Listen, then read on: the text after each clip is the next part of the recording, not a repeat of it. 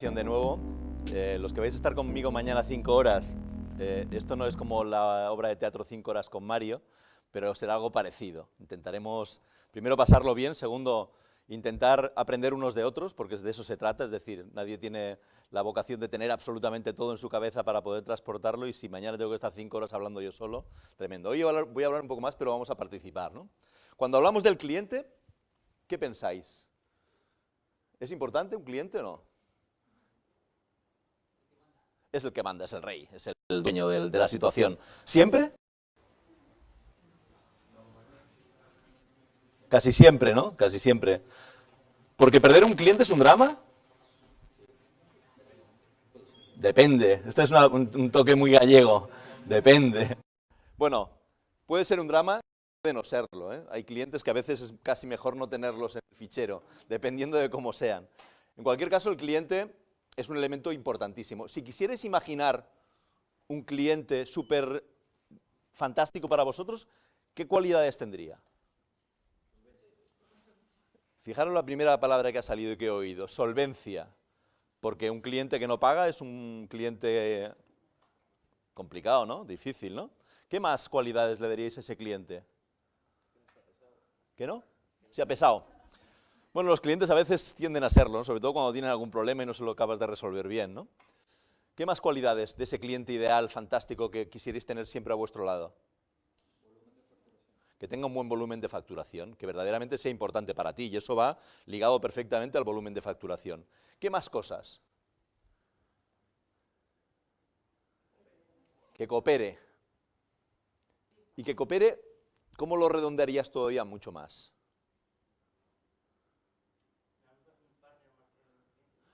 Bien, yo le voy a dar un punto más a tu tema.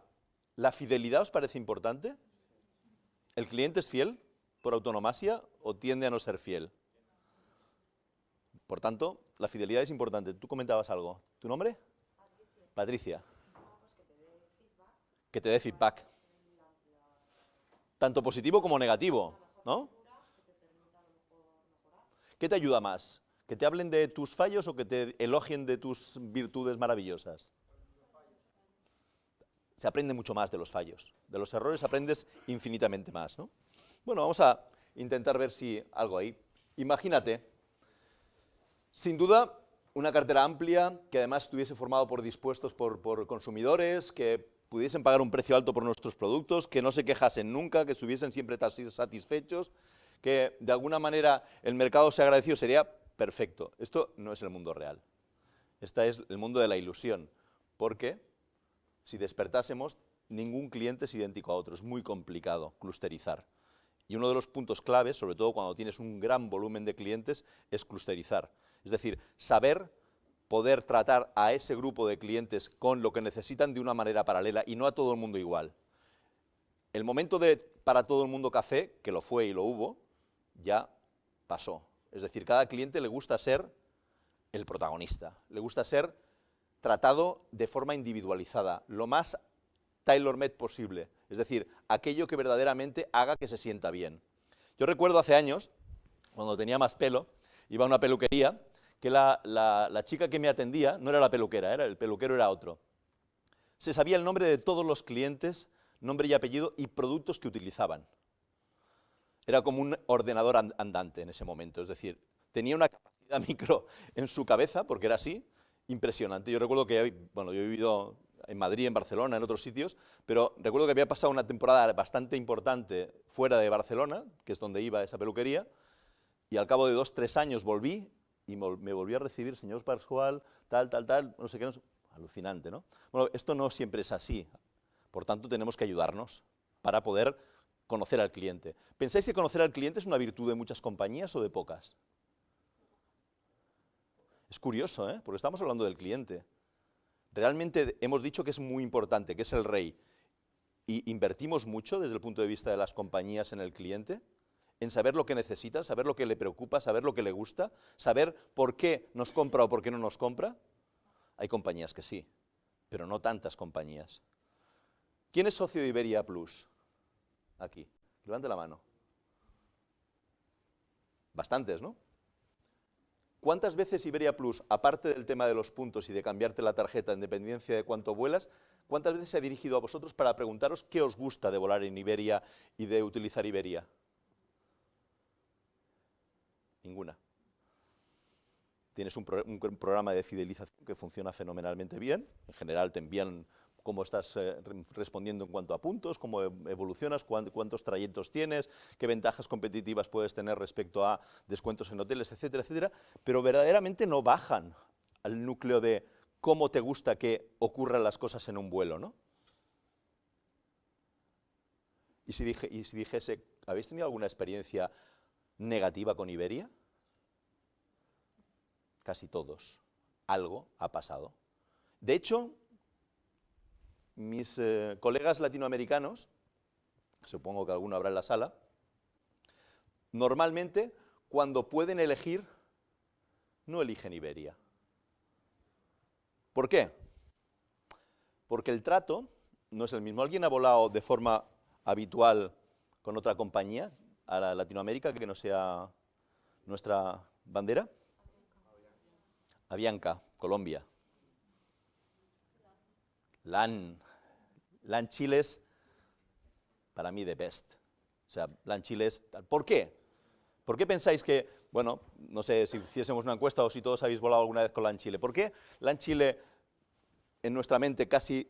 Oye, es una muy buena compañía. ¿Por qué? El servicio. ¿El servicio a bordo o el servicio en general? En general. Son puntuales. Tienen algo que es muy importante cuando hablas de un cliente, método. Hay método. Y si hay método, todo el mundo sabe qué es lo que ocurre. En LAN, los azafatos y azafatas, a partir de cierto peso, no vuelan. Es decir, se controla el peso del azafato y la azafata en relación a una serie de medias, y si están fuera de peso, no vuelan. Será más o menos rígido, pero hay metodología. Nunca, independientemente de la clase, no te sirven el vino y te lo dan a probar. ¿En qué compañía lo hacen? En first class, en compañías importantes, seguramente en alguna, pero en muy poquitas he visto. Es decir, te dejan la botellita de vino y ahí te la apañes, si la puedes abrir, no la puedes abrir, a ver cómo pasa, ¿no? Es decir, son los pequeños detalles los que hacen las grandes cosas siempre. Un gran hotelero de este país, que desarrolló una cadena que seguramente conocéis, que es NH, y que luego desarrolló otra con éxito, es decir, que primero vendió una a los italianos y luego desarrolló otra con éxito, Antonio Catalán, planteaba en su eslogan cuestión de detalle. Es decir, ¿qué me diferencia de todos los demás? Estar en los pequeños detalles que a mi cliente le van a importar. ¿Y qué cliente determinaba? El cliente de negocios. ¿El cliente de negocios piensa y quiere lo mismo que el cliente que va de vacaciones con su familia? Bueno, pues ahí estamos empezando a pensar, ¿no? Es decir, es importantísimo que cuando hablamos de un cliente entendamos cuál y por qué es el cliente, porque muchas veces cuando preguntas a una empresa, ¿tienes lista de clientes? Sí, tengo una lista de clientes. ¿Piensas en tu cliente? Más difícil. Yo recuerdo, hace unos años, me invitaron bueno, una empresa que se dedica a la confitería, no voy a poner nombre para no condicionar, una empresa multinacional que se dedica al mundo de la confitería, al mundo de los turrones, al mundo del dulce y al mundo de los niños, ¿no? Porque en realidad los consumidores mayores de este tipo de temas son los niños, ¿no? Y me enviaron todos los productos para poder hacer un análisis de un poco de cuáles eran los condicionantes que hacían, porque su variante, la variante que tenían como punto, como benchmark, era Kinder. ¿Por qué Kinder? ¿Qué pasa con el huevo Kinder? Que mezcla el mundo del consumo con el mundo del juego. Es una idea sencilla. Es un huevo de chocolate y con leche por dentro, pero que tiene cada vez un jueguecito distinto, que seguramente se hace en China y que lo envían, etcétera, etcétera. Pero lo entiende el niño como algo que le lleva al mundo del juego. Ellos querían con ese paralelismo desarrollar algo parecido, ¿no? Y yo cuando recibí sus productos, en algunos casos, no en todos, me di cuenta que pensaban más en ellos que en los niños. En sus problemas que en los niños. ¿Y quién es el que te elige? El cliente. Y si el cliente no te elige, estás muerto. No estás. ¿Qué es lo que hacían estos chicos? Pues se preocupaban mucho de estar en un sitio donde se compran las golosinas y los temas en una gran superficie? Viajar hacia Carrefour o hacia Prica o hacia Mercadona, ¿dónde están? En las cajas. ¿Y qué pasa en las cajas? Que hay un consumo no controlado por el tiempo y porque los niños están ahí y porque las golosinas están a su alcance. Y ellos pensaron en cómo colocar sus productos en el punto de venta y metieron una grapa para poder ir hacia el gancho. Sabéis que hay un gancho, entonces dentro de ese gancho están todas las bolsitas de caramelos, de temas y tal. Y pensaron en colocar una solapa sobre el sobre donde estaban las golosinas para poderlo colgar. Pensaron en su problema, no pensaron en los niños. ¿Qué hace el niño a la hora de consumir? ¿Cómo abre las cosas un niño cuando no puede abrirlas con facilidad? Con la boca. Imaginaos el peligro que tiene abrir con la boca un elemento que tiene una grapa. No habían pensado en el consumidor, no habían pensado en el cliente, no habían pensado en las necesidades, habían pensado en sus problemas de distribución, en que no se cayese el producto, en que estuviese expuesto. ¿Os dais cuenta cómo, entre comillas, desde el punto de vista de marketing, cómo tú defines y cómo tú estudias y cómo tú cuidas tiene importancia? Es decir, si tú eres un usuario habitual de Iberia y nunca te han preguntado qué es lo que te gusta y lo que no te gusta de Iberia, es evidente que a Iberia no le interesa en absoluto. Porque si le interesase, ¿ya habría utilizado su base de datos de una manera inteligente? Absolutamente. ¿Descubres cosas cuando profundizas? Muchísimas, pero hay que querer. Y de eso se aprende. Y de los errores y de los aciertos, evidente, pero de los errores mucho más, ¿no? Es decir, esa compañía a la cual yo asesoré, eliminó absolutamente las grapas de todos sus productos y buscó una forma termoabrasiva, lo planteaba y lo cerraba de una manera mucho más tal en el propio sobre, con lo cual si el niño metía la boca no pasaba absolutamente nada. Ese es el contexto, ¿no?, de lo que queremos ver. El valor de cada cliente es absolutamente distinto, es decir, y para cualquier compañía, el valorar perder un cliente de los A's, de los B's, de los C's o de los D's, tiene un valor distinto, pero el trato tiene que ser importante. ¿Dónde empieza el trato normalmente de una compañía? ¿Y dónde menos importancia le damos? Cuando llamamos por teléfono. ¿Cuántas veces os habéis escuchado las estaciones de Vivaldi enteritas? Cascanueces inclusive. ¿Cuántas veces habéis intentado resolver un tema por teléfono y os han pasado con la persona no adecuada, que tampoco te podía pasar a la siguiente porque ya lo siento, porque no sé qué? Eso es una frustración. Las compañías, muchas compañías invierten ingentes cantidades en marketing, pensando en las campañas de publicidad, pero algo tan de forma directa y vinculante como es la voz que te atiende y si realmente está preparada para darte soluciones, en absoluto. Yo he tenido un pequeño contencioso esta semana pasada con una compañía de suministro de luz. Básicamente lo que ocurría es que, después me di cuenta, yo intentaba que me pusieran la luz en un sitio donde no había luz y que de alguna manera fuese la cosa rápida porque tenía una obra parada, ¿no? Bueno, pues después de llamadas y llamadas y llamadas, uno le culpa al otro y el otro al uno. Y siempre, cuando llamas al día siguiente, ha variado aquello que teóricamente te habían dicho que iba a suceder. Y además yo ya se lo adelantaba, digo, mira, me parece increíble porque es la tercera vez que llamo y el tercer día que llamo y siempre me dais noticias contradictorias. Sí, vais a conectar mañana, cuando llamo mañana me decís que 3 días después y cuando llamo después me dices que 5 días después.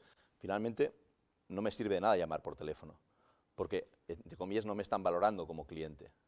Por ende, seguramente cuando me den la luz me cambiaré de suministro.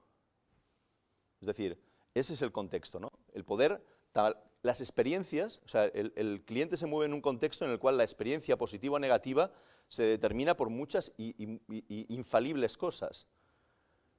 Ahora, básicamente, uno de los factores eliminantes es el precio, ¿no? Antes no lo era tanto, pero ahora es el precio, es decir, precio bajo significa potencialidad de más clientes. Ojo, el contexto de calidad es el mismo, el contexto del servicio es el mismo, las posibilidades de poder tener tal es el mismo, la experiencia que te van a hacer vivir es la misma, porque eso sí condiciona realmente el precio, ¿no? Es decir, si tienes que ir, bueno, un poco como el límite de Ryanair, ¿no? Si tienes que ir de pie y cogido una barra para volar, pues ya evidentemente no es lo mismo, ¿no? Es decir, es llevado al extremo. El planteamiento es así, ¿no? Es decir, te cobran por todo, por todos los temas, tal. Empieza a ser en un contexto no agradable. Es decir, una de las cosas que buscamos desde el punto de vista de marketing es hacer vivir y hacer sentir al que nos está poniendo el tema una experiencia agradable.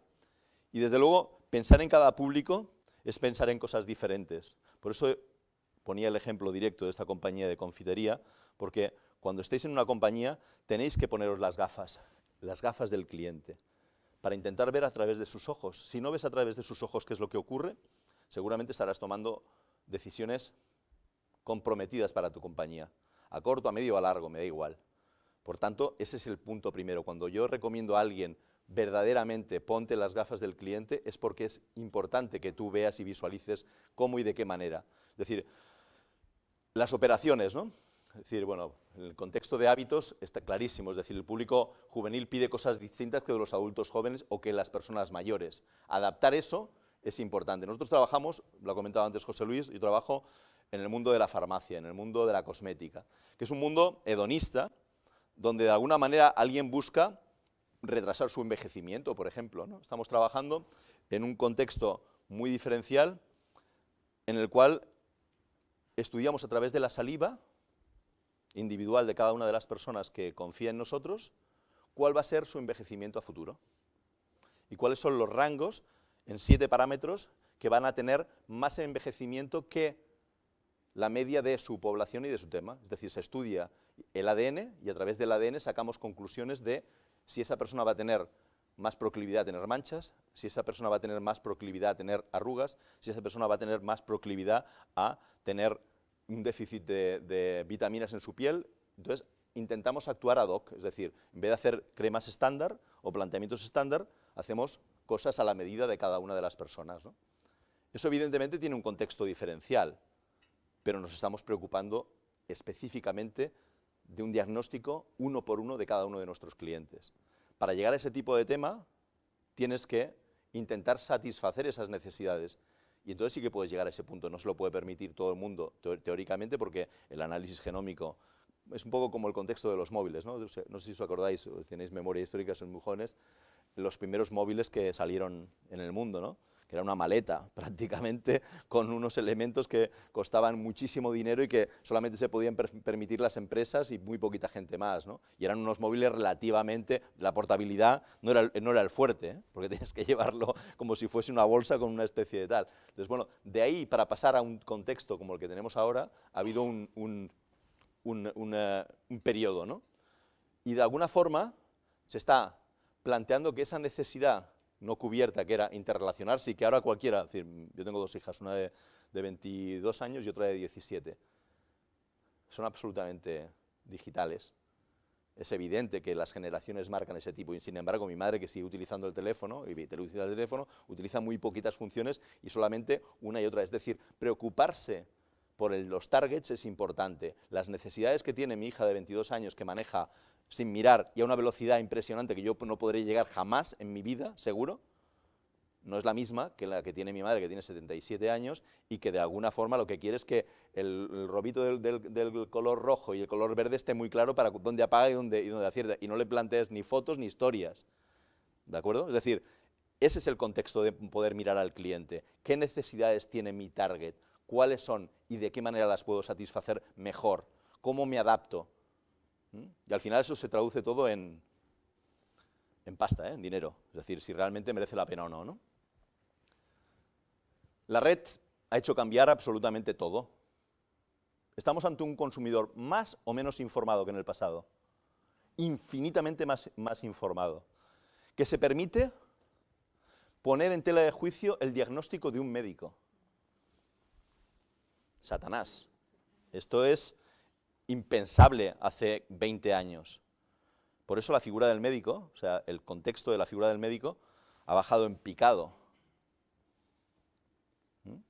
Es decir, yo creo que además de vocacional, un médico tiene que tener un punto de, vamos, de gustarle específicamente sufrir, ¿no? Un punto masoquista, ¿Por qué? Porque tienes que estar estudiando toda la vida, porque finalmente el contexto del sueldo que puedes tener y la dedicación que tienes que darle y el trato que recibes no es equivalente, ¿no? Entonces, uno tiene que validar esto, ¿eh? A la hora de elegir una carrera universitaria, a la hora de plantear cualquier tipo de tema. Yo creo que antes no era tan difícil, ahora es muy complicado y muy difícil, ¿no? El poder acertar y poder posicionarte, porque finalmente estás compitiendo, ¿no? Yo el otro día estaba con una chica de 22, 23 años que su padre me había, entre comillas, tenemos confianza y yo la conocía, ¿eh?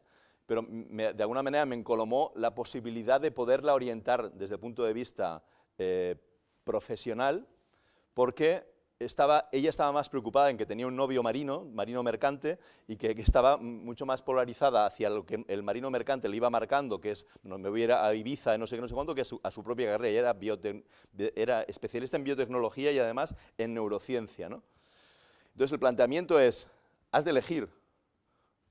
Tienes que elegir. Si eliges tu carrera, esta es una carrera dificilísima, tienes que profundizar, tienes que meter 7 focos abajo para determinar si eres especialista, en qué eres especialista y dónde esa especialidad en cualquier parte del mundo están mucho más preparados para plantearte e irte allí, tener la capacidad de decir tal. O sea, y tienes 23 años, a los 27, 28 está fenomenal, pero a los 23 vas a ir detrás del marino mercante, el marino mercante se estrella con su barco, ¿no? Es decir, el planteamiento es, pero es elección.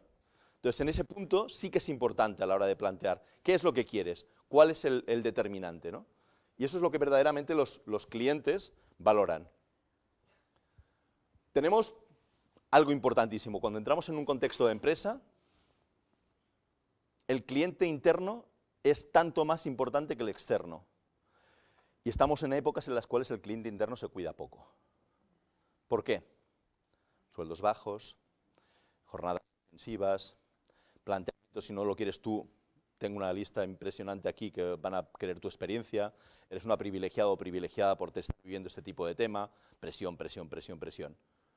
Pero al final, si tú no cuidas a la gente que tienes dentro, estás volviéndote absolutamente la naturalidad. Es decir, si yo quiero que cuiden a mis clientes, ¿cómo no voy a cuidar yo a mis trabajadores, a la gente que trabaja conmigo?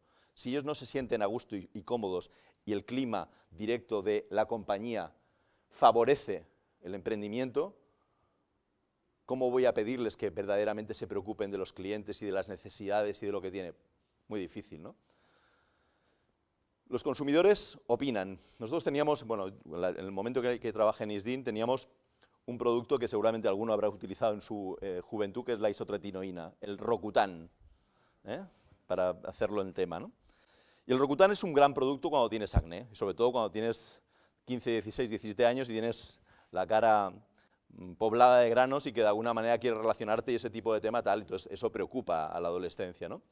Entonces nosotros vimos que a través de la red empezamos a ver que ellos opinan, y opinan qué es lo que les ocurre cuando toman el medicamento, qué es lo que les pasa, que se cuartea la piel, que los labios se agrietan, que es un tema que no puedes mezclar con bebida, que no puedes tomar anabolizantes, es decir, una serie de problemas importantes para el joven, ¿no? Que de alguna manera tienes que tener perfectamente claros, diferenciarte y dar esas respuestas en un mundo tan cerrado como es el medicamento, con otros productos alternativos, fue una solución fantástica. Es decir, el contexto era siempre buscar qué es lo que opina, qué es lo que te expresa. En muchas ocasiones los consumidores están expresando a través de tu producto, a través de la red. No es nada más que bucear y empezar a saber exactamente cuál es la opinión. Y ni siquiera esto se hace en muchas ocasiones. ¿Por qué? Porque tienes otras cosas y tienes otros temas y porque las cosas te arrastran, ¿no? Pero ahora mismo, en tiempo real, podéis saber perfectamente de muchos productos de consumo cuál es el compendio general y si realmente satisfacen o no satisfacen a los consumidores que los tienen, ¿no? El contexto de que utilizamos el L'Oréal, porque yo lo valgo, ¿no? Sigue siendo casi vigente el L'Oréal, que es una compañía, como sabéis, francesa, bastante potente y que de alguna manera intenta interpretar de forma clara cuáles son las necesidades del consumidor en muchas áreas, en la piel, en el cabello, en el contexto de la calidad de vida, en todo, ¿no? Bueno, pues ese tipo de tema ha cambiado Y de alguna manera, siempre que nosotros tenemos que hablar de un cliente, tenemos que hablar de forma directa y en el foco más pequeño que podamos.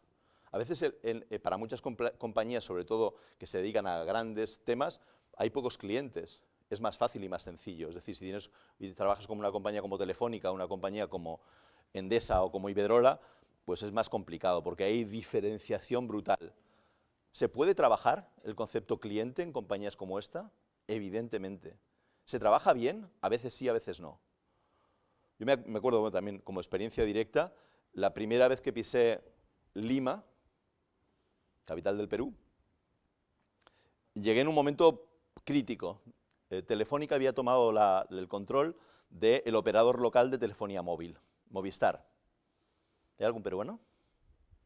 Tú, muy bien. Bueno, pues la entrada en Lima es potente, ¿no? Potente en el sentido de que cuando llegas al aeropuerto no es como cuando llegas a un aeropuerto europeo. Es decir, el contexto es que esperas fuera. Los que te están esperando no pueden estar en la terminal, tienen que estar fuera de la terminal. Y cuando sales de la terminal, bueno, pues normalmente llevas un montón de horas de vuelo, hay un cierto punto, ¿no? El impacto es importante. Entonces, Lima es una ciudad, sobre todo el centro, bellísima. Yo diría de las ciudades más bonitas de Latinoamérica, desde el punto de vista arquitectónico, ¿no? Y Movistar entendió que dominar es poner tu marca. Es un poco como si en la Plaza Mayor de Salamanca viésemos, pues yo qué sé, un letrero enorme de Burger King allí colocado siempre en primera línea, ¿no? Te choca, ¿no? Bueno, pues eso hizo Movistar. Es decir, además de comprar la telefonía móvil local, que es perfectamente posible, cambiar las tarifas incrementándolas, envolvió toda la ciudad de cartelitos de Movistar. Ese contexto tardó tiempo en entender que no era el positivo. ¿Cuál es el positivo? Meter dinero para reconstruir la catedral de Cuzco. Eso es positivo. Es decir, trabajar en algo que las personas que son tus clientes vayan a apreciar. ¿Creéis que por el hecho de colocar el logo de Movistar más alto iba a estar mejor reconocida la marca y sobre todo el contenido de cómo los locales aceptaban que una marca española, con todo lo que nosotros conocemos y desconocemos de la historia, porque esto también es otro tema, es decir, nosotros nos han contado una historia, a los españoles digo, que tiene poco que ver con lo que en realidad ocurrió allí, pero independientemente de eso, el contexto de si tú quieres ganarte a tus consumidores es entenderlos bien y tratar de favorecer. Bueno, pues eso no ocurrió. Entonces, ese es el punto, ¿no? Tratar de focalizar. Pongo el mismo ejemplo dándole la vuelta también de tu país. Voy a darle protagonismo. ¿Cómo te llamas? Nelly. Bueno, pues la bebida nacional, la más importante en Perú, ¿cuál es? Inca Kola. ¿La cuota de mercado de Coca-Cola en tu país es alta o baja? Muy baja. Para la gente de Atlanta, es decir, para un americano que la Coca-Cola en relación a la Inca Kola en un país como Perú, su cuota de mercado sea ínfima y Inca Kola sea brutal, representó o representa una auténtica afrenta, porque no pasa en otros países. Ya no están compitiendo con Pepsi, que es lo que están acostumbrados, sino están compitiendo con Inca Kola. ¿Qué hizo Coca-Cola? Compró Inca Kola. ¿Y eso es suficiente? ¿Es suficiente comprarla? Bueno, no está mal, ¿no? Porque acabas de comprar cuota de mercado. De alguna manera ya dominas, ¿no? ¿La has comprado? Dominas.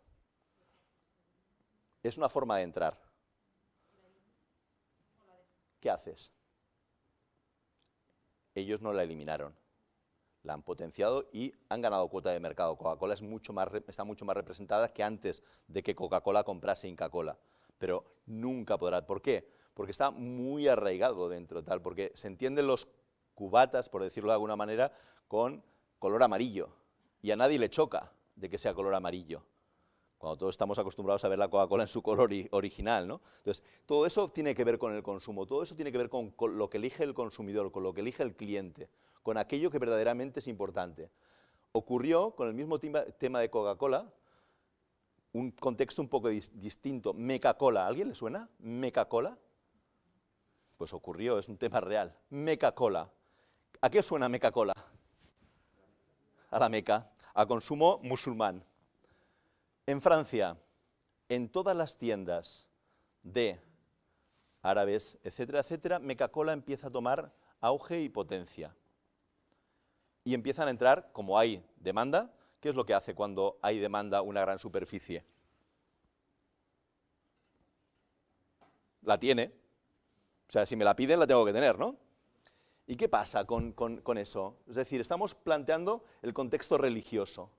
¿Qué pasa con Coca-Cola frente a Meca-Cola cuando ve que en Francia, un país importante, muy importante para las ventas de Coca-Cola, de pronto hay una corriente que empieza a ser cada vez más creciente, ojo, llegó también a España, del concepto Meca-Cola, que era, a nivel de layout, a nivel de colores, exactamente igual que Coca-Cola, muy parecida a Coca-Cola. Es decir, se confundía claramente en el lineal, parecía una Coca-Cola árabe. Es decir, es como si los árabes de alguna manera hubiesen hecho su propia Coca-Cola, que era lo que habían hecho. El sabor era bastante parecido, etc. ¿Cuál fue la reacción de Coca-Cola? ¿La compró?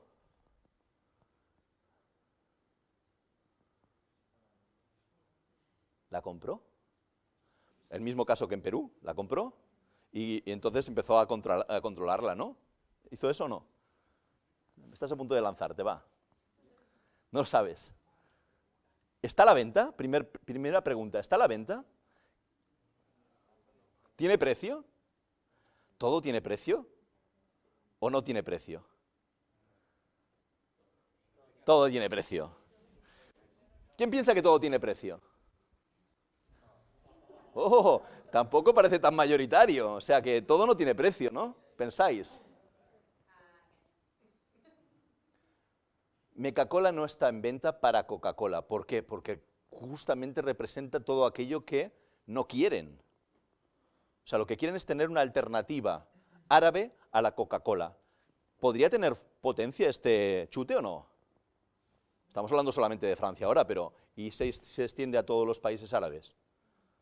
Ojo, el mercado es el mercado. ¿Qué hizo Coca-Cola? Porque si va de frente, ¿qué pasa?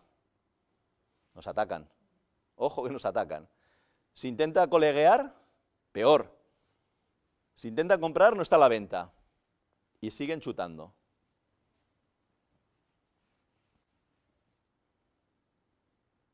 Distribución.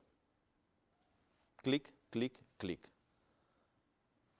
Carrefour. Si tienes Meca-Cola, no tienes Coca-Cola.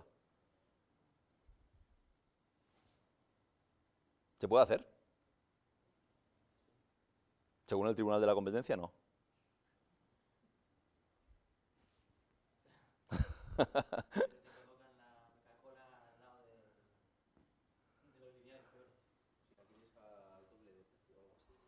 Empezaron a plantear y realmente ahí lo mataron, es decir, la distribución. La dejaron única y exclusivamente en tiendas de conveniencia. Lo que peligraba era verdaderamente que entrase en grandes superficies y que esto se hiciese una mancha cada vez más grande, y la cortaron ahí. Dijeron, si hay tal, no hay tal. Ocurre a veces, no sé si habéis visto en las terrazas de Madrid por la noche, la Castellana, que pides una marca de whisky y no hay.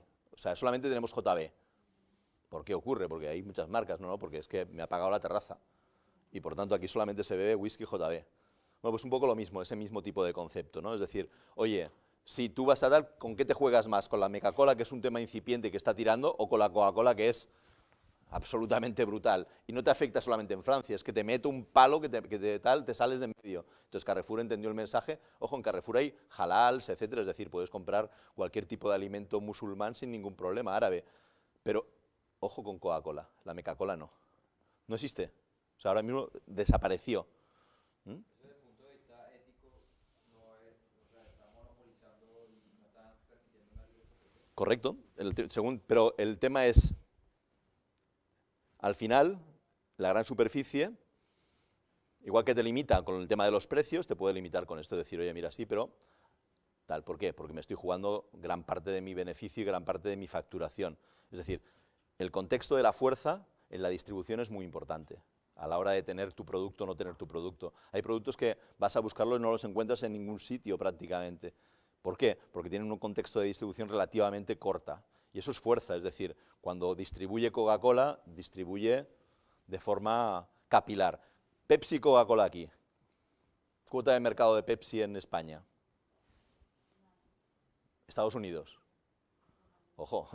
Entonces, ese es el contexto. Es decir, ¿es una cuestión de gustos? ¿Es una cuestión de sabores? ¿O es una cuestión de marketing? Puramente marketing. Puramente marketing. Incluso zonas. Ahora no es tan relevante, si lo sigue siendo. Si pensáis en contexto cerveza, Madrid, Mau, es que no hay duda, ¿no? Sevilla, Cruzcampo, Barcelona, Estrella. Bueno, ese es el concepto. ¿Por qué eso es así? ¿Por qué eso es así? ¿Por tradición? ¿Solamente por tradición? ¿Por gustos? ¿Por sabores? Porque hace unos años, ahora ya no, el contexto de la distribución estaba perfectamente delimitado. Y aquí no encontrabas una DAM ni soñando. Y en cambio no encontrabas en Barcelona una MAU ni soñando. Ahora ya se ha abierto completamente. Pero todo eso sigue dejando un pozo. Y ese pozo de alguna manera significa que toda una universalidad en la distribución, sobre todo en la cerveza, que es muy significativo, quizá uno de los consumos más significativos, está muy polarizado. Luego entran, ahora puedes encontrar una Boldama aquí, o puedes encontrar una Estrella Galicia en cualquier lado, o una Coronita prácticamente en todos los lados, ¿no? Corona, que en México se llama Corona. Bueno, pues el planteamiento es ese, ¿no? Es decir, a veces cuando estudias los comportamientos del consumidor, te tienes que dar cuenta de por qué eligen las cosas y cuáles un poco los contextos y las validaciones, ¿no? BMW, ¿qué busca el concepto te gusta conducir? ¿Es vender un coche? ¿O es vender emoción? Es vender emoción. ¿Y a través de la emoción se venden coches? A través de la emoción se vende todo. Cualquier cosa. Ese es el contexto. El te gusta conducir va mucho más allá del planteamiento del propio anuncio. Es una llamada a la libertad. Si lo veis, no está metido el BMW en el atasco de la M30, de la M50. Está en un campo maravilloso donde se va perfecto y donde tiras a muerte. Ese es el punto, ¿no? Es decir, la publicidad lo que hace es hacer atractivo, ¿no? El concepto de IKEA. ¿Vas por donde tú quieres o por donde quiere la tienda? Vas por donde quiere la tienda. Y pasas por donde quiere la tienda. Y ocurren cosas donde quiere la tienda. Es decir, te marca el recorrido la tienda. ¿Es un concepto innovador o no? Hiperinnovador. ¿Por qué? Porque estás vendiendo muebles con un concepto absolutamente diferente de muebles a fábrica. Nada que ver. El niño se queda abajo jugando con las pelotas de colores, los papás cogen la bolsita de color amarillo, el lápiz, el tema tal, y a apuntar y a validar y a pasar de forma directa por lo que necesitas y sobre todo por lo que no necesitas, que es donde acabas picando, ¿no? Ese es el tema. Es perfecto. ¿Dónde está el final? En que tú te lo montas y te lo coges de la estantería y te lo lleves a la caja. Te lo curras tú todo. O sea, es magnífico. O sea, solamente se le puede imaginar esto a un sueco. O sea, no hay nadie que se pueda imaginar esto tan absolutamente clo. El tío pasa por aquí, tal, no sé qué, compra lo que no se va a llevar y luego al final es capaz de subir a la estantería número no sé cuánto, bajarse el palet y llevárselos directamente a la caja. ¡Buah! Y luego armarlo ya no, yo ya no me atrevo, pero terrible. Bueno, pues ese es el tema, ¿no? En Japón, que es un país tradicional o no, de los más tradicionales del mundo.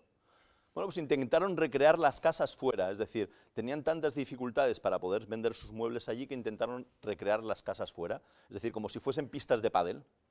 Una pista de pádel donde la gente vivía al aire libre durante una semana, a la vista de todo el mundo.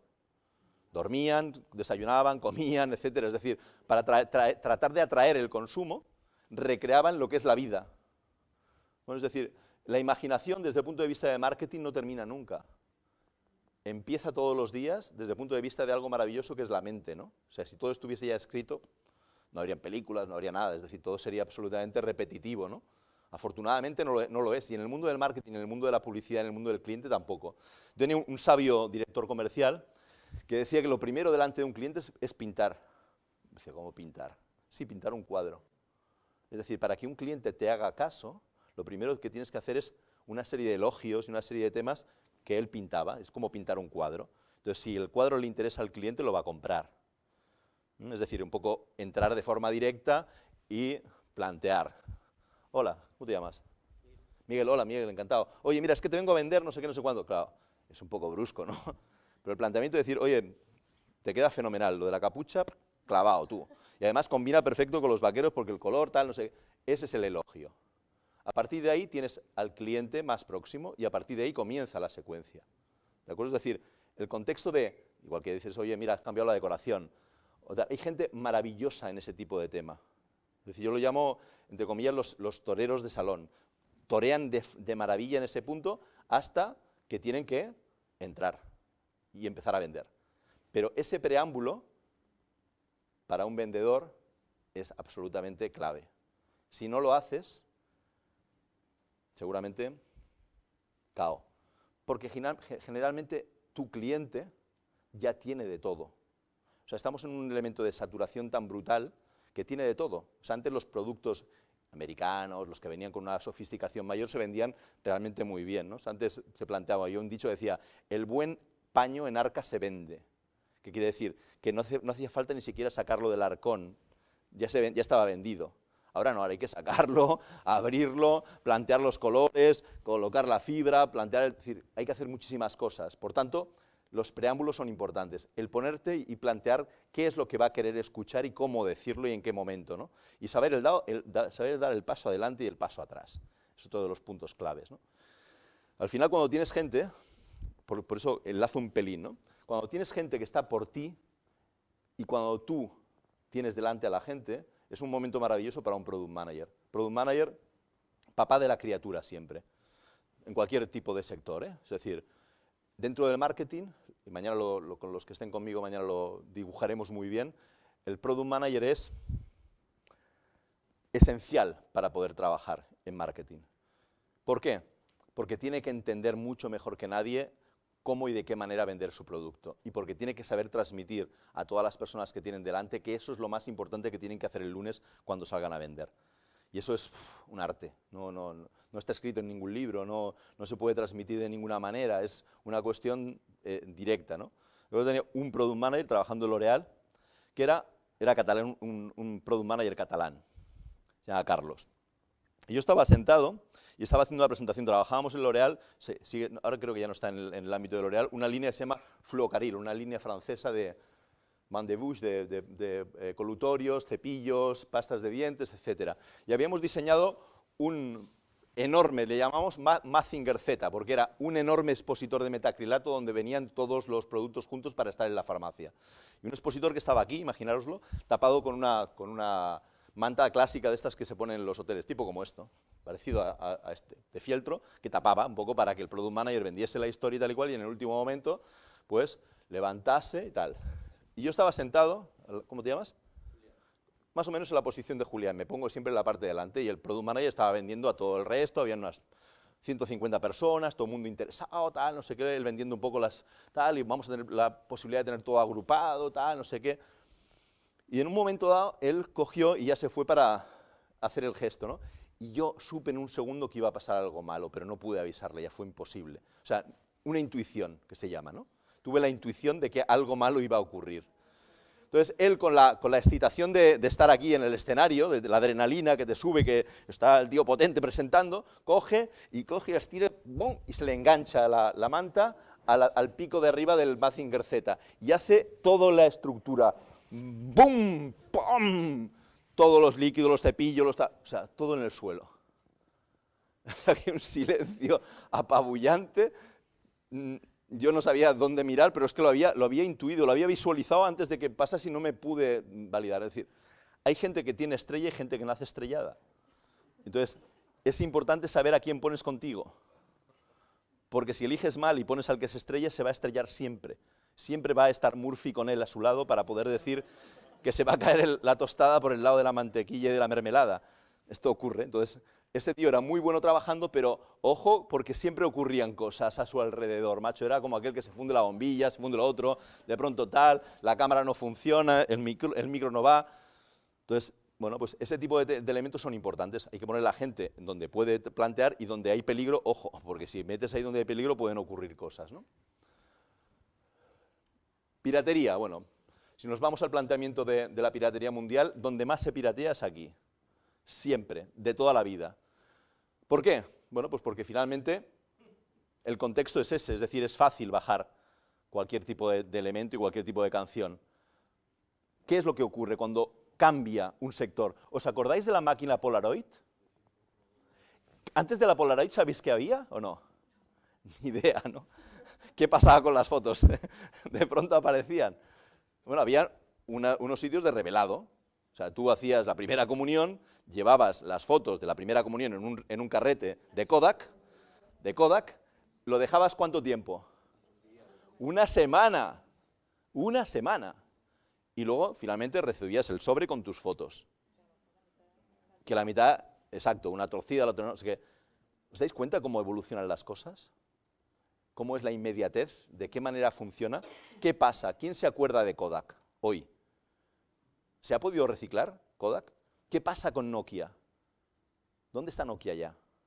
Bueno, pues ese es el punto. Es decir, o estás en la polaridad de ir mucho más adelante que tus competidores o no estás.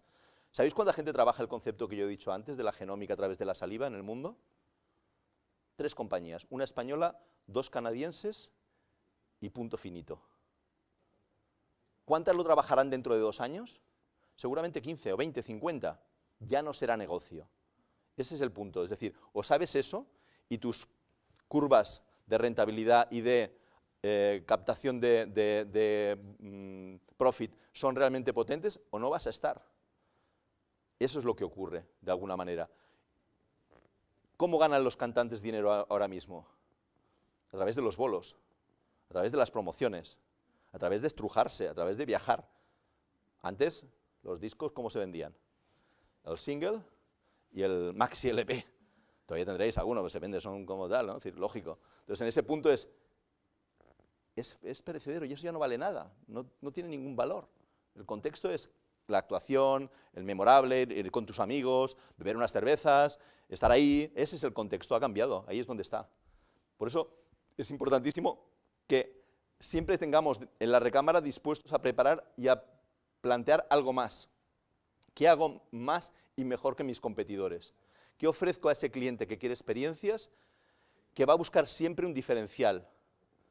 Si voy con lo mismo que va todo el mundo, mis posibilidades de poder, entre comillas, enamorar, van a ser relativamente pequeñas y bajas. Y además no van a repetir, o van a repetir poco, ¿no? El modelo poblacional cambia. Estamos en una sociedad mucho más abierta o mucho más cerrada que hace unos años. Infinitamente más abierta. Hay muchísimas más nacionalidades a nuestro alrededor. Usos, costumbres, modos, formas. Y normalmente buscas, cuando estás fuera de España, la paella, ¿sí o no? Es que es así.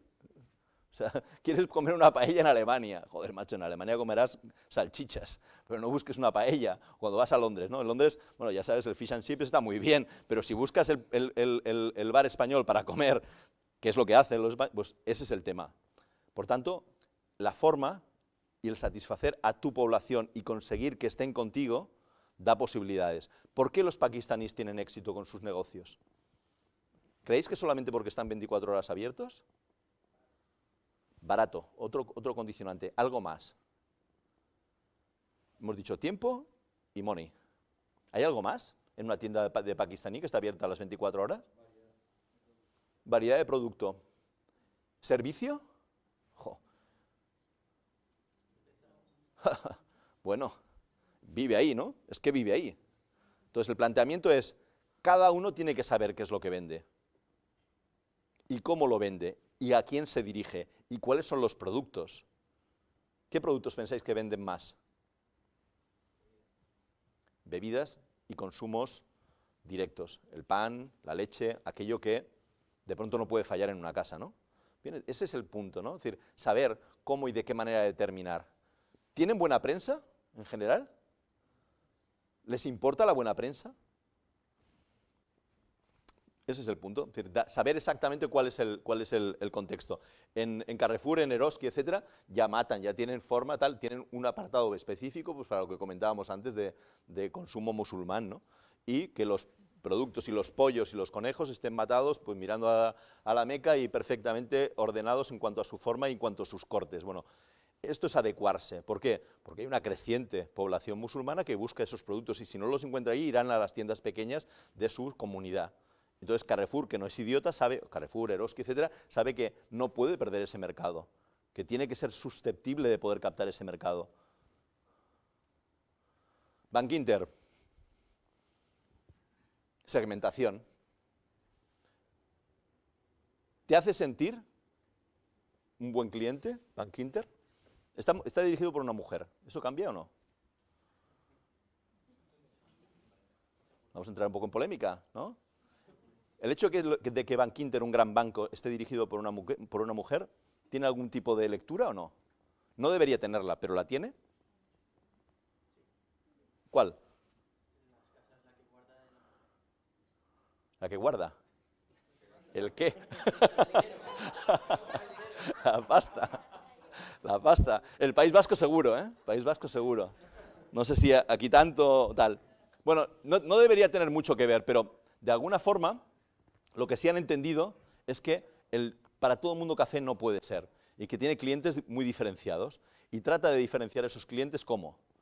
A través de la banca privada, a través de dirigirse específicamente a través de Internet en aquello que el cliente ha demostrado que tiene interés, puede ser un crédito, puede ser tal, dependiendo de las edades, dependiendo de, es decir, no tiene las mismas necesidades una persona de 27 años que una persona de 57. Entonces, a ese nivel, entender eso ya es un poquito más elevado que todo lo demás. Pero en ese punto es donde tienen que plantear clientes básicos, clientes potencial, clientes de futuro y clientes estrella. Y para clientes con menos de 12 meses en el banco. ¿Qué es lo que ocurre con un cliente que acaba de llegar? ¿Le tienes que cuidar más o menos? Cliente reciente. No está fidelizado, no te conoce, ha tomado la iniciativa de llegar a tu casa. ¿Quieres que permanezca en tu casa o quieres que se vaya? Que se quede. Por tanto, habrás que, entre comillas, dotarle más durante esos meses de cariño, de acercamiento, de estar por él, de facilitarle, de hacer que se sienta importante, de todo aquello que hace fidelizar. Bueno, pues ese es el punto, ¿no? Final del café para todos. Desde luego, a través de las redes va a ocurrir. ¿Cuál es la decisión que ha tomado el Banco de Santander hace muy poquitos días? Cerrar más de 300 oficinas. ¿Eso es bueno o malo por el cliente? El cliente no va a la oficina. ¿Todos los clientes no van a la oficina? Para algunos, mira, lo acabas, ¿cómo te llamas? Rubén. Yo estoy 100% con Rubén, para algunos clientes será malo. ¿Es posible que para los clientes más importantes que tú tienes sea malo? ¿Lo sabes o no lo sabes? Podrías saberlo. ¿Por qué? No solamente el dinero, sino puedes llegar a controlarle cuántas veces van a tu oficina y si hay afinidad por ir a la oficina o trabajar desde el móvil. ¿Creéis que lo ha estudiado el Banco de Santander para tomar la decisión de 340 sucursales con sus correspondientes trabajadores a la rueda del percebe número 3? Debería, ¿no? Debería. ¿Tiene vuelta atrás eso? ¿Es una cuestión de balance?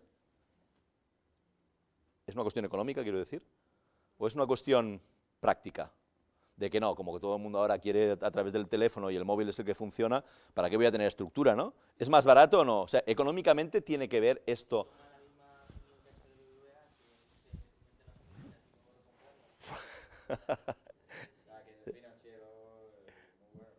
Está claro, ¿no? Al final, todo esto se reduce ¿en qué? Esto es un tema económico. Porque finalmente, el coste de las indemnizaciones de esos 340 multiplicado por ¿cuánto? Más o menos, ¿qué media puede tener una oficina de Santander en cuanto a empleados? 10. Estamos hablando de 3.400 personas a la puta calle, ¿eh? 3.400 personas a la puta calle, ¿qué le planteamos? 33 días por año trabajado, con gente que tiene normalmente pocos años o muchos años. Bastantes años. ¿Quién lo paga finalmente eso? Todos los clientes del Banco de Santander. ¿Y cómo lo pagan? Ese es el contexto de la lectura. El cliente, al final, ¿está contento o está descontento? ¿O ya está tan saturado de malas noticias que no reacciona?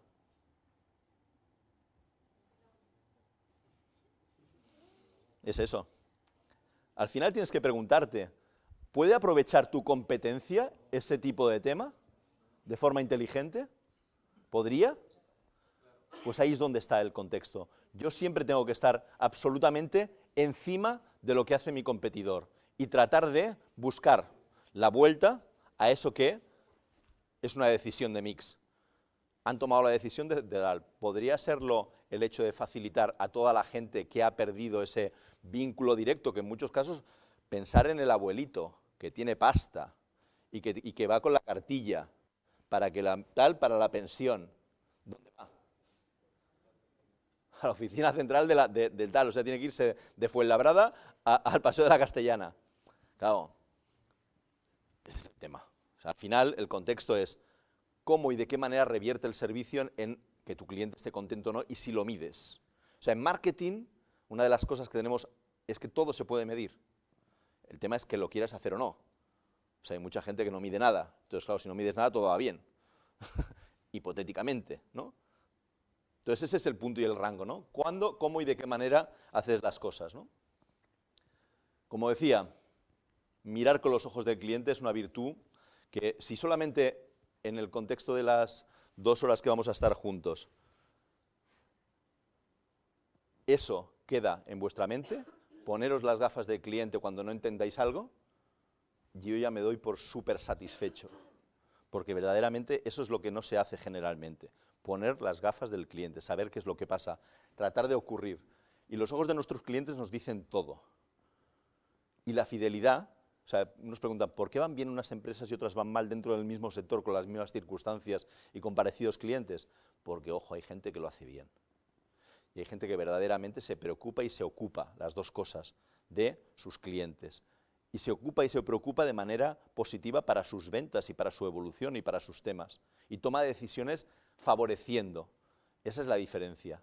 Empresas vivas, empresas casi muertas y empresas muertas total. Y no me importa el tamaño, ¿eh? O sea, ocurren cosas en empresas medianas, pequeñas y grandes a discreción, en cualquier caso. Mandamientos. ¿Os acordáis de la tabla de los 10 mandamientos? Reconocer el creciente poder del cliente. Desarrollar una oferta orientada al mercado objetivo, no a otro. Diseñar estrategias de marketing desde las perspectivas del cliente, no desde tu perspectiva. No planteando que tienes un problema en la caja y que el gancho no tiene un agujero y que vas a meter 2 grapas. Centrarte en aportar soluciones y resultados, no productos. La gente no quiere productos. Productos hay 20.000. Vas a una estantería y puedes encontrar 15 acondicionadores de pelo. ¿Cuál te quedas? ¿El más barato? ¿El que tiene la válvula? ¿El que tiene una promesa? ¿El que tiene el color? ¿El que has visto por la tele? ¿El que has leído en una revista? ¿El que te ha recomendado tu amiga? Fíjate si hay condicionantes para elegir un acondicionador. Apoyarse en el cliente para corroborar y colaborar en la creación de valor. Porque un tipo de producto está creciendo siempre. Nosotros hemos desarrollado, bueno, una de las líneas que hemos desarrollado, buscamos siempre decir, el contexto es, en tu compañía la innovación es un tema que se debate de forma absolutamente clave o no. Porque si eres un copiador, copias. Y lo sabes hacer cojonudamente bien y además seguramente ganas mucho dinero copiando. Pero si no quieres ser un follower, tienes que plantear utilizar la mente, ¿no? Entonces tenemos un segmento que es un segmento que nos importa mucho, que hemos entrado hace muy poco, que yo particularmente conozco desde hace bastante tiempo, que es el tema de la protección solar. Bueno, pues En la protección solar parece que está todo inventado, ¿no? Pero ¿es cómodo la protección solar? Es súper incómoda. O sea, cuando vas a la playa, lo menos que te apetece es meterte de crema para protegerte. Y si no lo haces malo, porque te pones como un cangrejo y puedes tener graves problemas. Luego tienes que hacerlo. Facilitar eso podría ser un claim, una forma de encontrarte con tus consumidores, claramente. O sea, si a través de la ducha de esa mañana que vas a ir a la playa ya te pusieses el fotoprotector y ya fueses perfecto y no tuvieses que reaplicarte y estuvieses protegido todo el día, ¿sería un avance? Si te tomases una cápsula y de pronto por la mañana ya no tuvieses que ponerte ningún tipo de pringue, ¿sería un avance? Bueno, pues ese es el contexto donde estamos trabajando. Estamos trabajando siempre en aquello que no existe, en aquello que puede representar un cambio, en aquello que puede romper las barreras de lo que está funcionando de una manera tradicional. ¿De acuerdo? Esa es la mente de marketing. No en todos los sectores se puede hacer de la misma manera, pero siempre hay que tener ese tipo de approach. Usar nuevas vías para hacer llegar el mensaje al cliente, es decir, y aquí no está todo inventado. En Buenos Aires, en la calle, siguen utilizándose, porque funcionan, porque si no ya no se utilizarían, los hombres andantes anunciantes. El tipo que se pone por delante y por detrás, el tema y va tal, y entre los coches, no sé qué, no sé cuántos y tal. Bueno, pues ese tipo de contexto funciona, porque si no, no se haría. Entonces, ese es el punto. ¿Es lo único? No, hay flyers, hay temas, hay tal, la publicidad, directa, indirecta, la televisión, la radio, etc. ¿Qué otras formas hay para anunciar mi producto, para ser relevante? Nosotros, en nuestro caso, nuestro contexto es apostamos por la demostración. Apostamos porque en los puntos de venta haya alguien especializado de nuestra casa que dé a probar, en nuestro caso a tal, los productos. Nos parece mucho más positivo transmitir los valores a través de personas entrenadas. Bueno, en otros casos son otras. Es decir, el planteamiento es, tienes que buscar tu forma, cuál es tu manera de llegar. En algunos casos la prescripción o la recomendación o los top opinion molders, es decir, oye, que Cristiano Ronaldo lleve un tipo de cuello pico o cuello tal, ¿tiene incidencia? Evidente, sobre todo en mucha gente que le sigue y mucha gente que copia y mucha gente que valida. Bueno, pues ese tipo de tema es una forma, o el cantante de moda o el planteamiento de moda. Es decir, cada uno tiene su manera de poder transmitir, pero siempre tienes que encontrar algo que sea relevante, ¿no? Medir, medir, medir y medir, y volver a medir. Medir, medir y medir, y volver a medir. ¿Por qué? Porque algo que no se mide no se puede comparar con nada. Y por tanto, ahora mismo las campañas tienen que tener perfectamente cuál es el retorno. Si no hay retorno, es un fracaso. Y el retorno son ventas.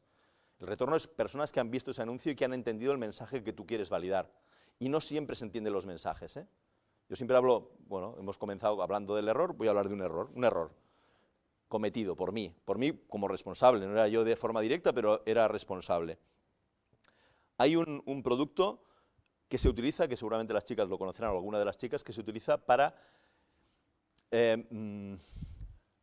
disfrazar el vello, para hacer que el vello en las piernas no se vea. Se llama Andina, seguramente lo habéis utilizado alguna vez. Andina es un producto que es un decolorante del vello.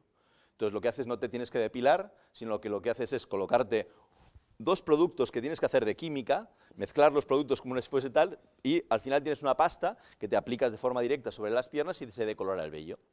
Nosotros pensando en esa idea, decimos, ostras, esto es muy poco práctico, que tengas que tener dos botecitos que se abren, que lo utilizas por uno, lo pones el otro, lo colocas en una paleta, lo mezclas y tal, esto no funcionará, no funciona. Bueno, funciona y funciona muy bien porque hacen dinero este laboratorio, ¿no? Andina. Nosotros dijimos, bueno, como estamos en L'Oréal y somos los números uno y somos maravillosos, vamos a inventarnos algo nuevo, vamos a innovar, vamos a jugar a innovar. Entonces planteamos un sobre con dos compartimentos, que estaban los mismos reactivos que Andina, pero no hacía falta mezclar en nada, simplemente venían las dosis ya para cada una de las piernas, clac, apretabas, salía, se mezclaba directamente en el sobre, abrías y lo colocabas sobre una paleta y lo ponías, es decir, mucho más cómodo. Bueno, aparentemente, ¿qué hicimos mal? No testarlo. No lo testamos. Entonces iban los sobres, que tenían una especie de presión termomagnética en el medio que hacía que no se mezclase el sobre A con el sobre B. Y pensábamos que era suficiente, pero en nuestras farmacias, nosotros vendíamos en la farmacia, no contemplamos 3 o 4 detalles peligrosos. La temperatura, que hacen algunas farmacias de Sevilla, donde va de forma directa sobre el escaparate el tema, 40 grados a la sombra en verano, 42 o 43 grados, y qué incidencia podía tener. Y la incidencia era que el termosellado se abría y se mezclaban las dos fases dentro del producto. Y cuando se mezclan las dos fases del producto con el producto cerrado, tendía a hincharse. Y entonces la caja explotaba. ¡Pum! Entonces, un auténtico desastre. Pero no solamente era eso, sino que pusimos un montón de instrucciones y pensamos, igual que con el tema de los móviles, más cercano a vuestro mundo, ¿la gente lee? La gente no lee, coño, la gente no lee, porque si leyese ya sabría cómo se funciona y cómo se corta y cómo se dobla para poderse plantear, que es lo que pensamos, marketingianamente pensamos, si está aquí muy claro con los dibujitos, se coge, se mezcla de esta manera, se dobla, tal, se corta y ya está todo hecho. Bueno, no funcionaba el producto, aparte de lo de este tal, se llamaba Albidin, se llamaba, digo porque ya no existe, claro, Albidin. Montamos, sabéis, bueno, un poco aquí, como, ¿sabes como lo de la policía? Que tú estás viendo a los testigos y ellos no te ven a ti, ¿no? Es una sala de estas estancas donde nosotros veíamos el comportamiento del consumidor. Y entonces metimos en una mesa el albidín puesto por allí, tijeras, un martillo, un montón de elementos, y nosotros nos metimos en la jaula de esta que estábamos viendo el consumidor y hacíamos entrar consumidoras para que, con las instrucciones, porque las tenían allí, pudiesen demostrarnos que éramos nosotros unos ineptos en marketing. Y nos lo demostraron, que éramos ineptos, que éramos malos. O sea, no hay nada mejor y no hay tal que una cura de humildad. Más cuando piensas que estás en L'Oréal y que has llegado a la cima del mundo respecto al tema, ¿no? Bueno, pues menos bailar un zapateado para abrir el sobre lo vi todo. Todo. Fijaros que era sencillo, ¿eh? Simplemente leer las instrucciones y... Imposible, no lo vi ni una sola vez. De 20 consumidoras, 20 hicieron cosas distintas que no tenían nada que ver con lo que se plasmaba en el tema. Es decir, la gente no lee. Aprendí un tema, la gente no lee. Por mucho que tú lo pongas en unas instrucciones y lo pongas con gráficos y con temas y con warnings así de grandes y con luces de colores, no lo van a ver. Segundo, lo que tú interpretas que tu consumidor va a interpretar, plantéatelo 7 veces. Y al final decidimos, no lanzamos el producto, o sea, fuera. Retiramos absolutamente todo y Andina sigue viviendo tranquila y confortablemente con sus 2 botecitos, que sigue trabajando perfecto. Bueno, ¿qué aprendimos? Aprendimos a que verdaderamente tienes que saber cómo el consumidor se va a encontrar con tu producto, mucho antes de que esté en la tienda, y que los pretest los tienes que hacer antes, porque estábamos lanzando cosas que normalmente eran de consumo general y todo el mundo entendía, etcétera. Un poco como el contexto este que decía de la saliva de nuevo, ¿no? Es decir, claro, la gente no está acostumbrada a ir a la farmacia y que le piden la saliva para hacerle un tema de traje a la medida de tal. Todo esto tiene un learning, tiene una comunicación y tiene un tema de contexto selectivo y tenemos que ir poco a poco, ¿no? Bueno, pues ese es el punto, ¿no? Cómo poco a poco tienes que aprender para que no te explote en la nariz el tema, ¿no? Apostar por un marketing científico. ¿Qué quiere decir esto? Profundizar, que es lo que decía antes, profundizar en el marketing, no dejarte solamente llevar por tu experiencia. Está bien la experiencia, pero la tienes que contrastar con la realidad. Desarrollar productos, si puede ser, de largo recorrido. Esto cada vez es más complicado porque muchos productos, o la mayor parte de los productos, tienen un recorrido y una vida media muy corta. El 6 se come al 7, el 7 se come al 8, y el 8 se come al 9 y el 9 se come al 10. Y al final es una especie de carrera en la cual dónde vas a acabar y dónde realmente termina la película, ¿no? Y luego intentar, y esto es lo más difícil, que tu compañía tenga una visión holística de a qué se dedica. Cuando tú preguntas a 3 personas distintas de tu compañía a qué nos dedicamos y en qué nos jugamos aquello, y no te responden de forma clara y directa, replantéate porque nadie ha entendido la estrategia de la compañía. Y esto es mucho más frecuente de lo que pensáis. Que 3 personas de 3 departamentos digan cuál es la estrategia de la compañía y el objetivo y la misión de la compañía. Y le pregunto por los valores ya, alucino. Pero independientemente de eso, es real. Es decir, estoy trabajando aquí, sí, ¿y entiendes a qué nos dedicamos? ¿Cuál es el leitmotiv de esto? ¿Por qué estamos aquí devanándonos los sesos todos los días? No es culpa suya si no lo entiende, es culpa tuya. Entiéndelo, es decir, o sea, no has podido transmitir o no has sabido transmitir cuál es verdaderamente el objetivo. Yo creo que no se atreve. parte de los directores de marketing y directores generales y CEOs de las compañías no se atreven a hacer este tipo de cosas. Yo las hago, ¿eh? O sea, os aseguro que las hago porque me preocupa, porque me ocupa y porque creo que nos hace crecer. O sea, cuando me pregunto, siempre, tanto cuando caes o cuando subes, ¿por qué? Ya estoy diferenciándome, analizando cuáles son los factores y cuál es el grado de satisfacción, ¿no? O sea, esto no es difícil de medirlo, de si tú estás contento o no estás contento, si tu trabajo te llena o no te llena, si cuando te levantas por la mañana dices, ostras, otro día de condena más, tengo que ir a trabajar a esta compañía. Joder, pregúntate cosas, ¿no? Algo pasa. O sea, si por la mañana la cosa no va, y no digo el lunes, que el lunes es un día más duro para todos, sino incluso el viernes, que es un día más favorable, y te cuesta ir a trabajar, plantéate cambiar de trabajo.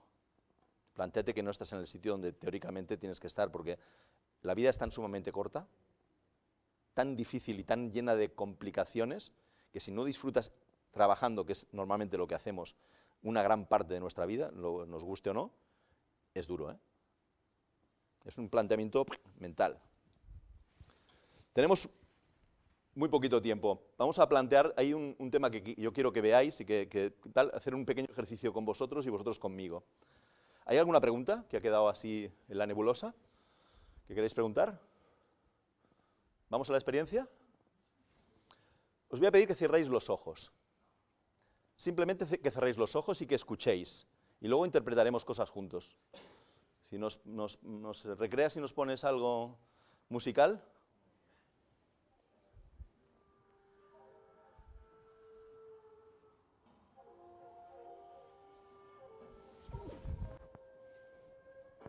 Obstáculos.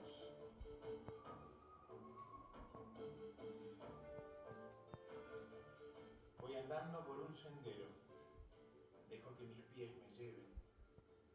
Mis ojos se posan en los árboles, en los pájaros, en las piedras. En el horizonte se recorta la silueta de una ciudad. Agudizo la mirada para distinguirla bien. Siento que la ciudad me atrae. Sin saber cómo, me doy cuenta de que en esta ciudad puedo encontrar todo lo que deseo. Todas mis metas, mis objetivos y mis logros, mis ambiciones y mis sueños están en esa ciudad. Lo que quiero conseguir, lo que necesito, lo que más me gustaría ser, aquello a lo cual aspiro, lo que intento, por lo que trabajo, lo que siempre ambicioné, aquello que sería el mayor de mis éxitos, todo eso está en esa ciudad.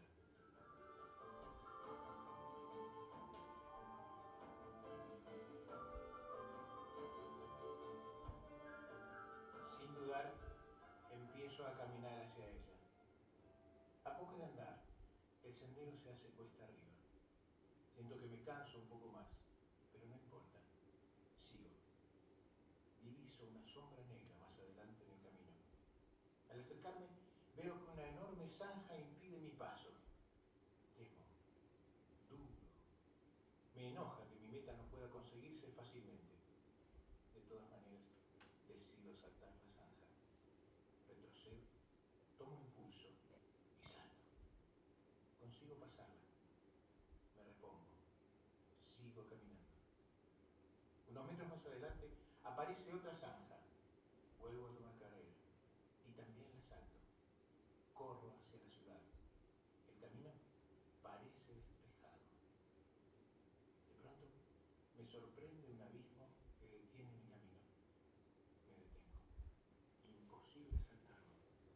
Veo que a un costado hay maderas, clavos y herramientas. Me doy cuenta de que están allí para construir un puente. Nunca he sido hábil con mis manos. Pienso en renunciar. Miro la meta que deseo. Resisto. Empiezo a construir el puente. Pasan horas, o días, o meses. El puente está hecho. Emocionado, lo cruzo. Y al llegar al otro lado, despido el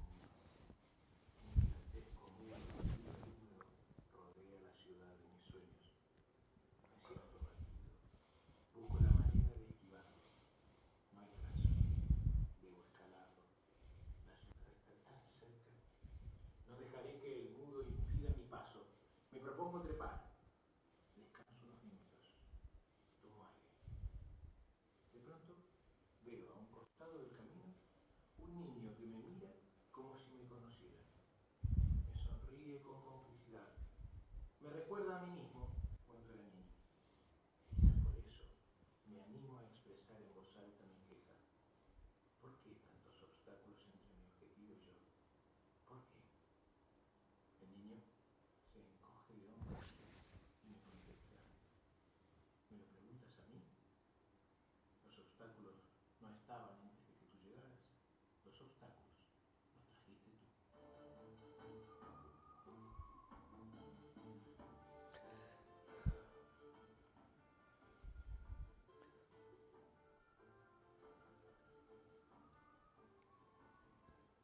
Bueno, sin querer disturbar el sueño, que a estas horas es fantástico, muchas veces pasa eso, ¿no? Respecto a nuestros clientes, respecto a nosotros mismos, los obstáculos los llevamos nosotros en la mente, prejuzgamos aquello que potencialmente puede ocurrir, ¿no?